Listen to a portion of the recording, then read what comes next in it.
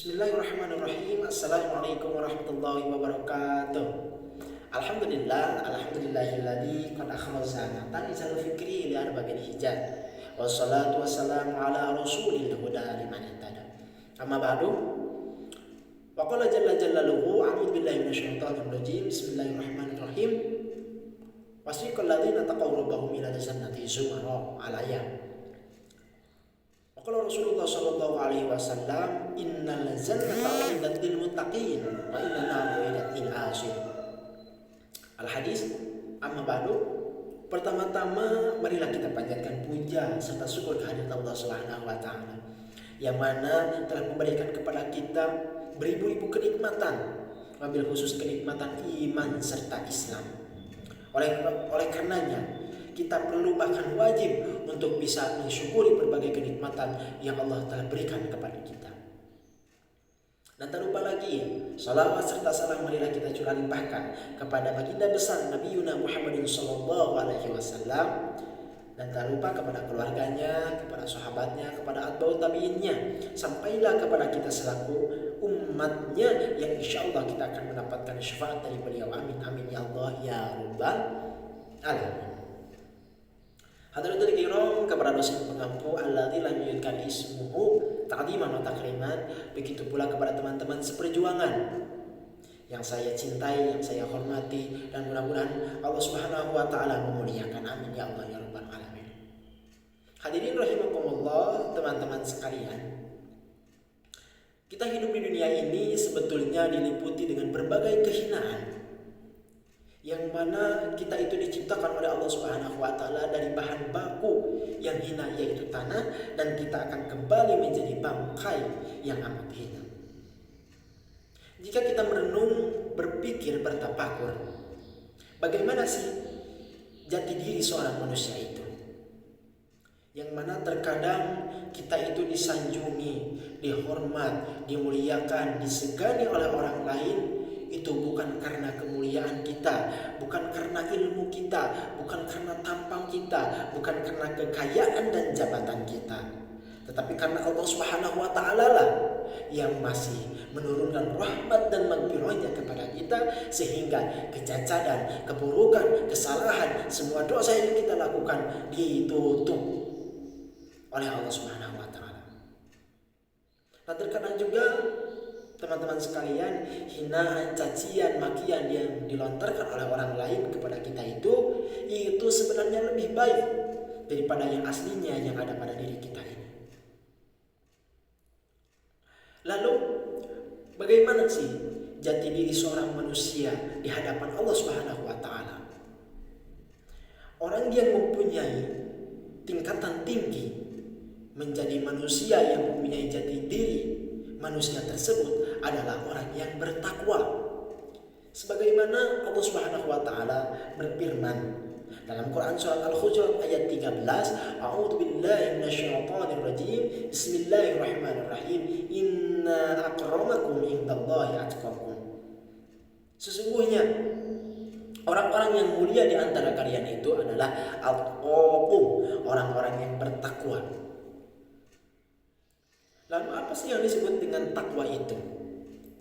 Orang yang takwa bukan orang yang sehari-harinya memakai peci, bukan orang-orang yang sehari-harinya memakai baju koko, memakai gamis, memakai sarung, bahkan memakai udeng dan sorban, bukan. Tetapi orang yang bertakwa adalah amtisaru awamirillah wa ijtinabu nawahiyah, yaitu beliau siap menjalankan perintah Allah dan siap menjauhi larangannya. Itu yang disebut dengan takwa. Mengingat teman-teman sekalian kepada Syekh Al-Imam Khusairi dalam kitabnya, beliau mengatakan bahwasanya takwa itu terbagi dari 3 huruf. Yang pertama ta, yang kedua qaf, dan yang ketiga waw. Apa sih makna dari huruf yang pertama itu ta, yaitu tawadu, artinya rendah hati. Kita kepada yang lebih bawah kita tidak menindas, kepada yang di atas kita tidak menentang, kepada yang sesama kita tidak berkelahi. Itu yang dinamakan takwa. Bila mana teman-teman sekalian mempunyai sifat ketawaduan, rendah hati, bahwasanya itu menandakan ciri teman-teman sekalian sudah mempunyai rasa takwa kepada Allah Subhanahu wa taala. Mengapa demikian? Perlu diingat teman-teman sekalian. Pada zaman sekarang ini banyak orang-orang yang sok paling saya, paling pintar, paling mempunyai ilmu, paling kaya, paling mempunyai jabatan. Sehingga orang-orang tersebut melakukan kepada orang yang lain yang di bawahnya menindas, menghina. Naudzubillah min dzalik. Itu orang tersebut belum termasuk dalam golongan orang yang bertakwa. Lalu yang kedua yaitu huruf qaf.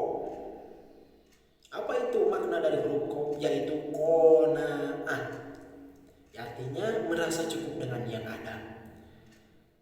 Dengan apa yang Allah Subhanahu wa taala telah berikan kepada kita, kenikmatan yang telah diberikan Allah Subhanahu wa taala, kita harus merasa cukup dengan yang ada.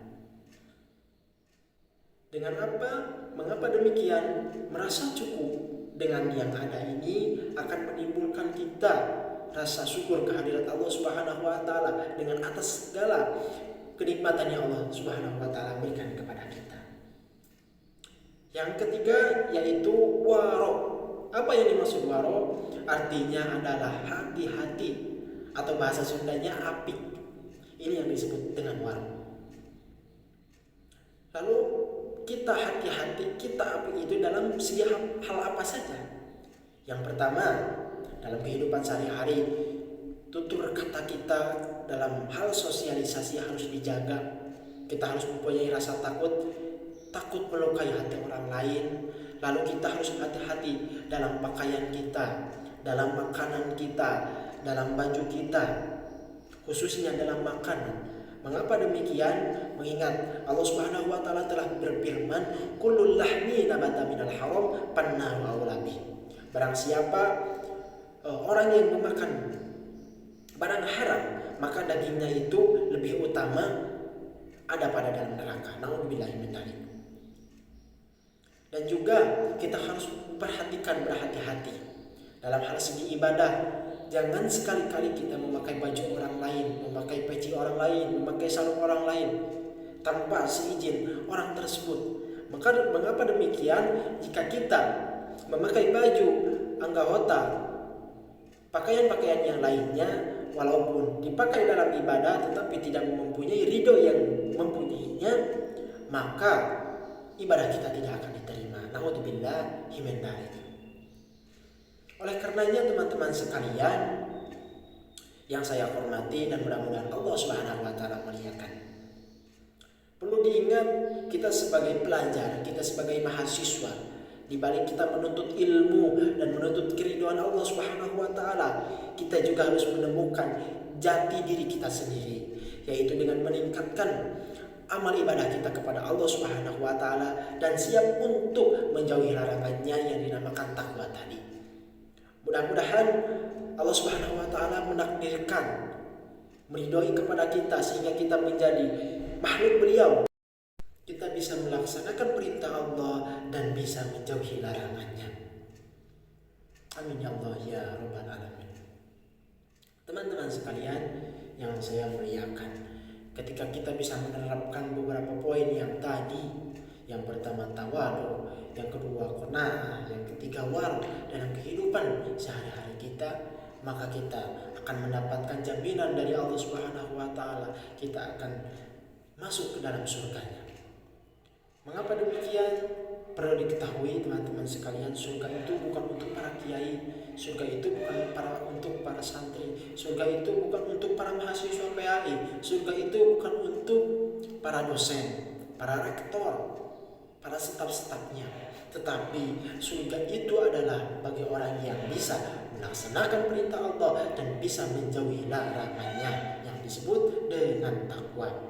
Mengapa demikian? Nabi Muhammad SAW bersabda, "Innal jannata uiddat lil muttaqin wa innan nara uiddat lil 'ashin." Sesungguhnya surga itu untuk orang yang bertakwa dan neraka itu untuk orang yang melarang perintah Allah Subhanahu wa taala. Nauzubillahi min dzalik. Semoga dengan apa yang telah saya sampaikan menjadikan ilmu manfaat khususnya bagi saya, umumnya bagi teman-teman sekalian yang melihat video saya ini. Mohon maaf banyak kekurangan karena saya masih tahap belajar. Qaddama maruna minal maqsud ba'dal hadis sini ya dan Assalamualaikum warahmatullahi wabarakatuh.